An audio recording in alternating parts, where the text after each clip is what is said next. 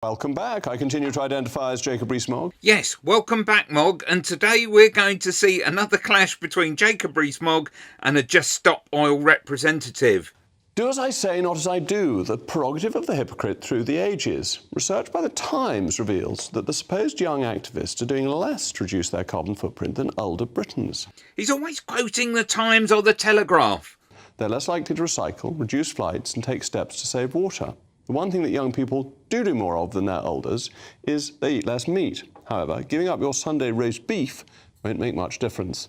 Actually, cutting meat is the biggest difference you can make. Whereas our retired Britons are 3 times more likely to install energy-saving measures in their homes, perhaps because they pay their bills. What? Yeah, and maybe they actually own their own homes.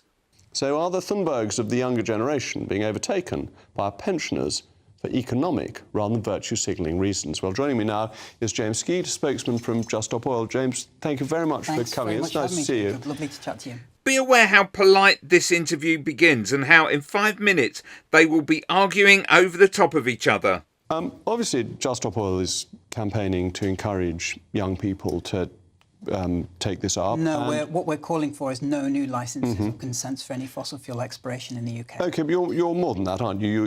You are worried about the climate emergency, as you call it, and when spokesmen have come on before, their concern has been about young people and protecting the young.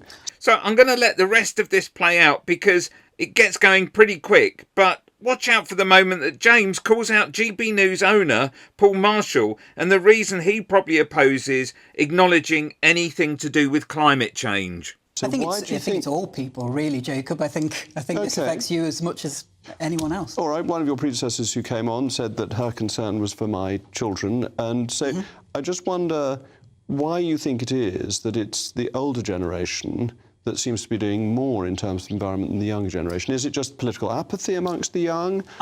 I think that there's a bit of a sort of classic GB News culture war framing here, to be honest, Jacob, because like what you're doing is sort of playing the young against the old, and while we're busy sort of talking with each other and getting distracted, that shows that we're not paying attention to this government that's gone ahead with licensing over 100 new fossil fuel projects, licensed Rosebank that's going to be emitting the emissions of 28 whole countries. And I was trying to figure out why it is that there's so much money coming into GB News, you know, considering all the scandals, like all the sort of sexual misconduct that seems to be being undertaken by your presenters. And then I saw today that GB News' owner, his hedge fund is invested in $2.2 billion in oil and gas. And do you think that potentially that a so-called news organisation that has investments to the tune of $2.2 billion in oil and gas might have a bit of a vested interest in manipulating the truth around oil and gas? I have no investments in oil and gas. I'm not talking about you, but you work for an organisation that's got $2.2 billion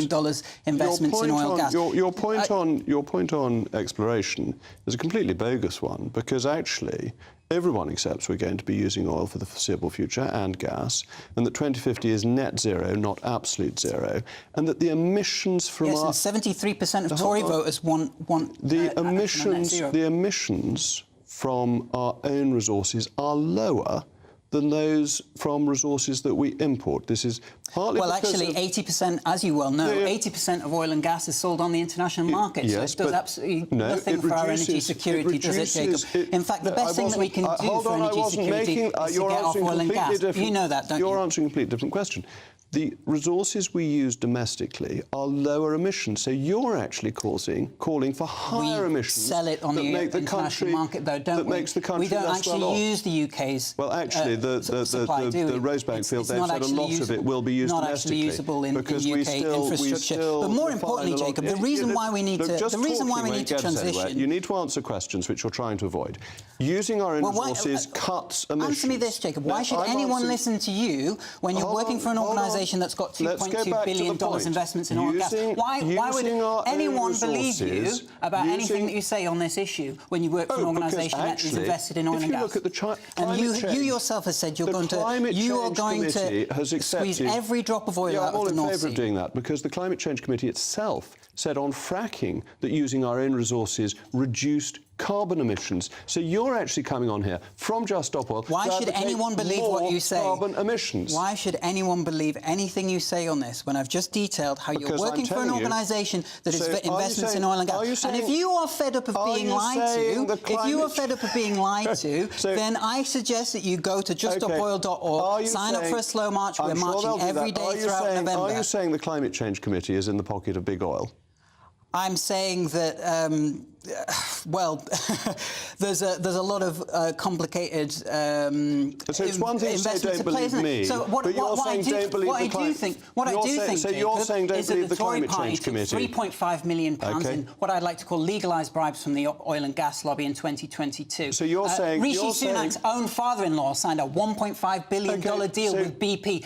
We even have ExxonMobil have been funding the policy exchange, which wrote the Public Order Act, which is taking away all of our rights to speak out about this corruption that we all know is happening. And Jacob is facilitating. Aren't you, Jacob? We have a lot of tax that comes from it. How do we get people about? What will your children say? My children will be delighted. What are you going to say to your children when they ask you, Daddy, what did you do to avert this crisis? And you get to say to them that you went on national television and lied and lied and lied. I've told no lies. You're not.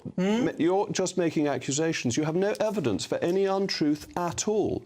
You're casting aspersions with not one jot of evidence. You deny the Climate Change Committee. You want higher emissions by not using our own oil and gas. That's a lie. You want to stop the British economy. You want to make my children poor. You want to make the British voter cold and poor. And all you do is sit there and use the word lie. So this is just another misrepresentation, actually. Can we have some facts from you? A single fact. Just Stop Oil are calling for measures that will improve the livelihood of all of your listeners. Into home installation, free public transport. Not a single fact. Energy that's 9 times cheaper. Facts.